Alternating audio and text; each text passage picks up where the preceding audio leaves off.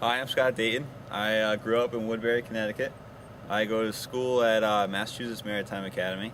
I'm a marine safety environmental protection major, and I'm an intern at White Memorial, and I've been working with Dave on the nest box houses and moving them closer to shore so they're easy to check, and that's what I've been doing the past week.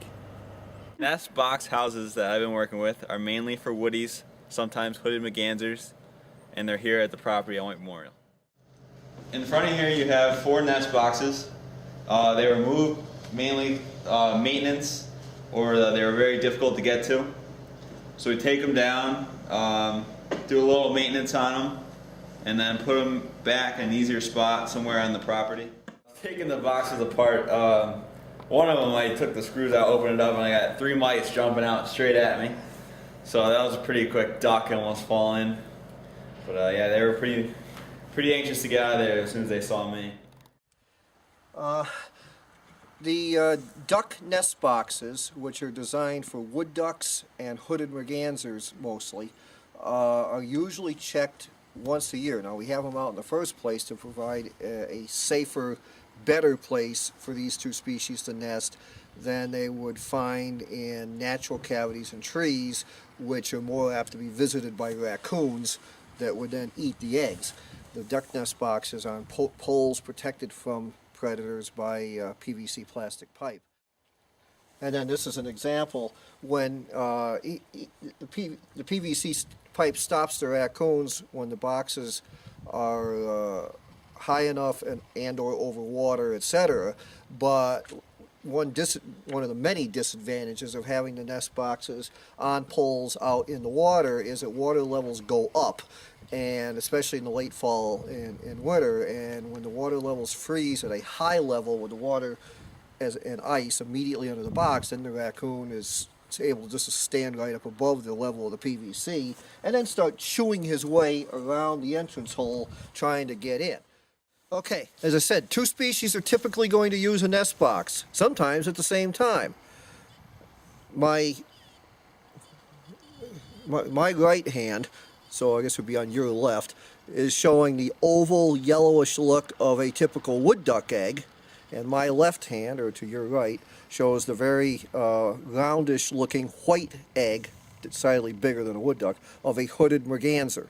The funny thing is, hooded mergansers actually weigh a little less, or slightly smaller, skinnier anyway, than wood ducks, but they lay bigger eggs. So they both use nest boxes, and sometimes at the exact same time, and you always wonder who's going to end up being the one to decide to incubate the eggs.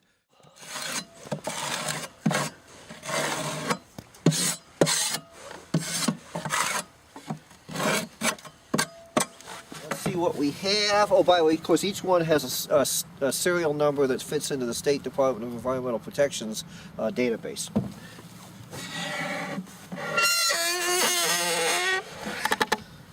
Oh, yuck.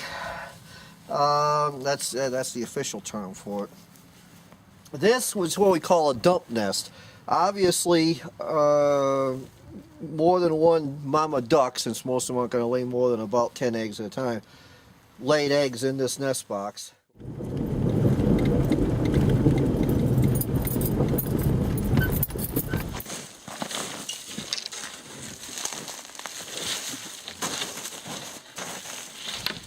So this nest box is an ice house marsh. It was ideal from the standpoint of being in a good safe location, far enough away from people in the path, facing south out of the open.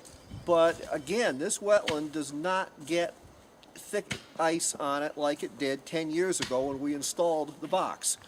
And we'll see what happens here.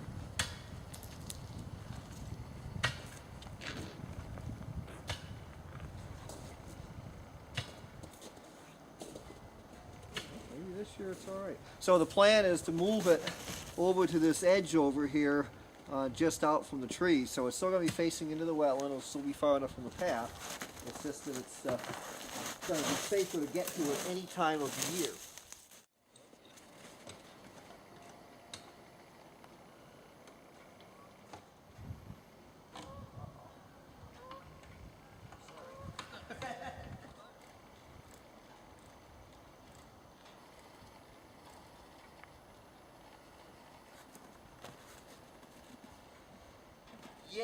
we have success. 6-inch thread is the state since we have it now.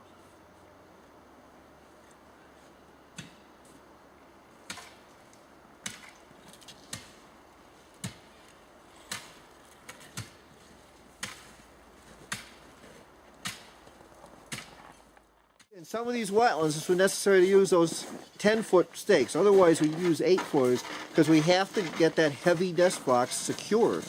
And then this is an eggshell from a wood duck where the baby cut his way out with his little egg tooth.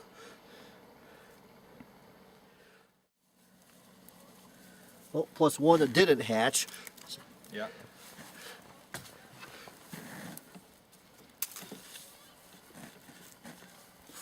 Four, 5, 6. Oops. And another one. And of course the shavings are the bedding that we put in there, so it is a nice soft thing for the eggs to be laid on. Here's another unhatched egg.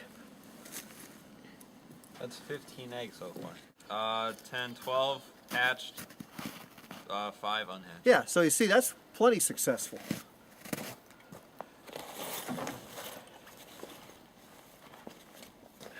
That's what we're looking for.